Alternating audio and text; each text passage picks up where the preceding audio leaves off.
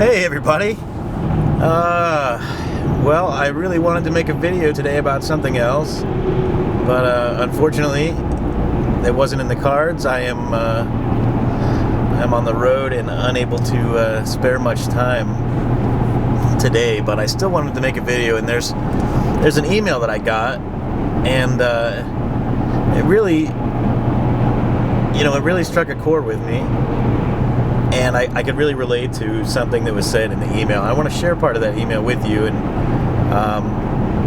I think it's okay to share it with you. It was sent out as a public email to people involved with the homestead box, so it's not anything of a private nature, but it goes along with a lot of what I've been seeing about preppers versus homesteaders and the labels that people put on themselves here on YouTube. I've never, I don't know, I guess a lot of people would consider me a part of either of those groups or both of those groups or one or the other. And I somewhat relate to the homesteader label, because I feel like what it's become and what the word has come to mean. That's kind of what I do, so that makes sense. The prepper thing, I think it's great to be prepared for whatever could possibly occur. But I think that there's a lot of negative connotation that comes along with that term prepper, and I think a lot of it is because of that TV show that really set that whole movement back a little bit, I feel like. I mean, it's tough for people that I know that would consider themselves quote-unquote preppers to really tell their friends about that, or to try to involve other people and try to make them aware of things and try to get them involved in that kind of lifestyle. Because, the prepper terminology is always related to a crazy person who thinks the world's going to end. And for the most part,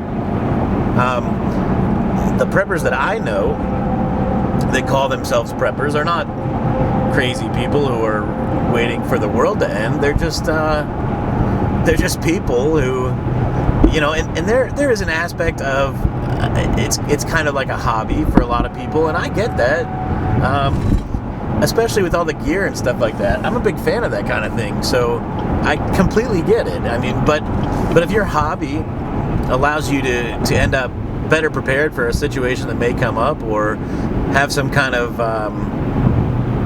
have some weight lifted off your shoulders, and feel like you have a little bit of insurance in case something goes wrong, then that's great. That's just a bonus. But I think the labels and the connotations that people have, and the idea in your head when someone says prepper, or that kind of thing, I'm not a big fan of that. I never have been.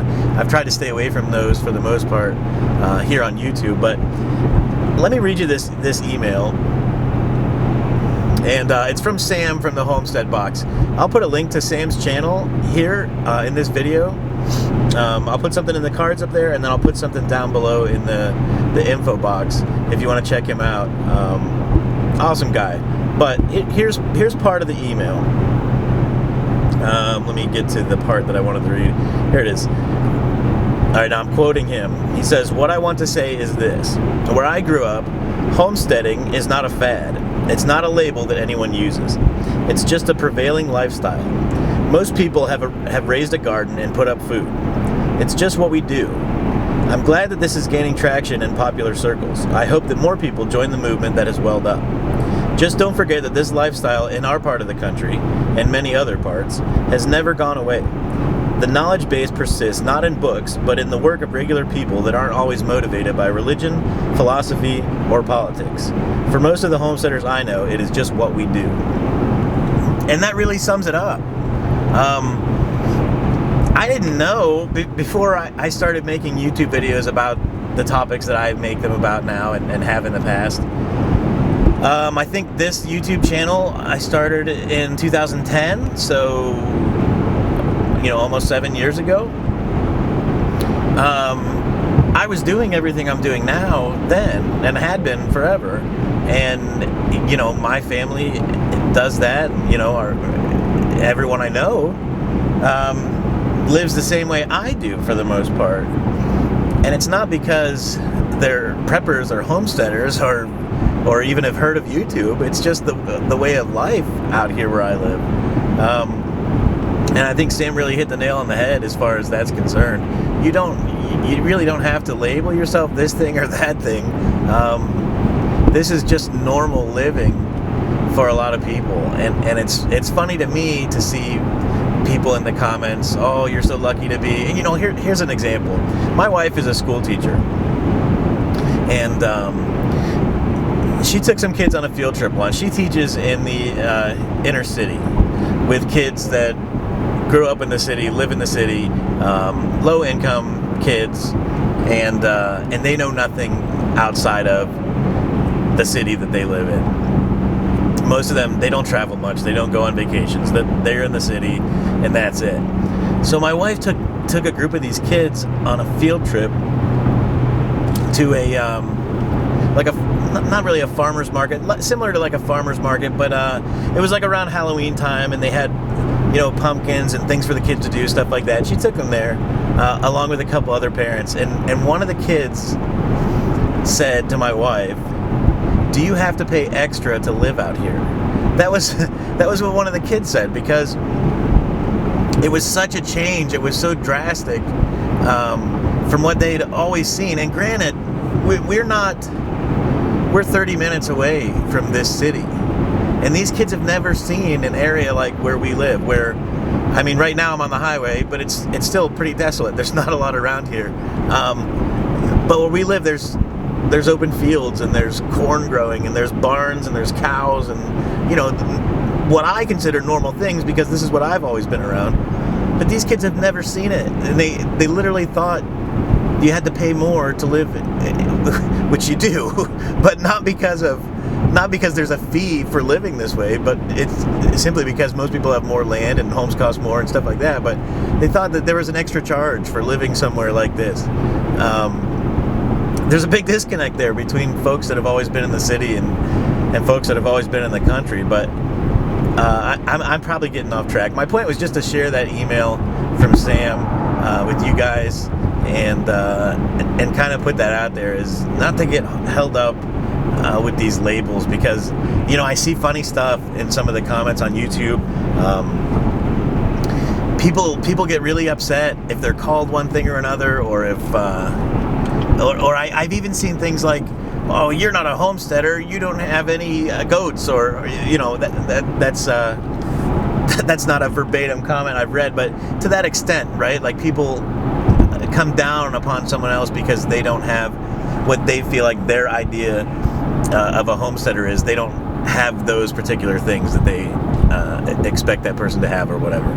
So that's really my point in it. Just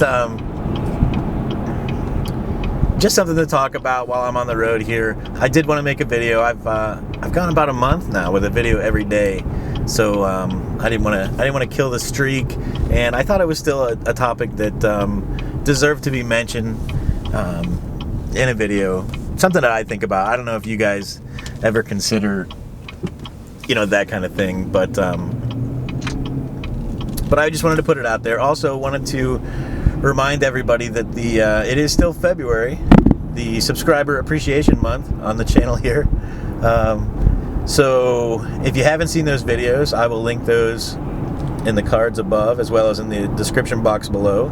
And the first contest is over on the 10th. There's 3 all month, and maybe some other stuff will creep up.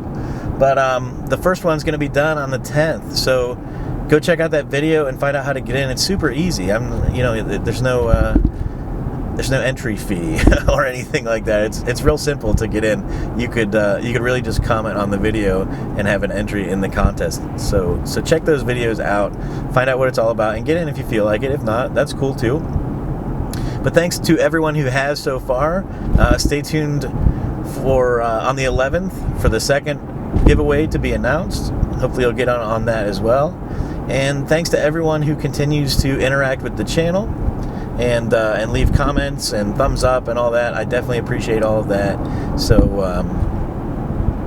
that's it, guys. I do apologize for the different type of video, the probably shaky camera, I assume. I've just got my I've got a GoPro in here and a mount that goes on the windshield, and all the batteries are dead in the GoPro. So I've just got my DSLR propped up on the dashboard on top of a sweatshirt to keep it from sliding around. So I'm not sure how the pictures look for you guys, but I mean, I guess that's not really the point either. Anyway, that's enough rambling. I think I've gone over 10 minutes at this point. Thanks for watching, everybody. If you enjoyed the video, leave a thumbs up below. If you have an idea, if you have a view on what I said, that kind of topic, leave me a comment below. Let me know what you think about it, because I'm curious if it's just me or if other people kind of feel the same way about things. But that's it for today, guys. Another new video tomorrow, and thanks for tuning in every day.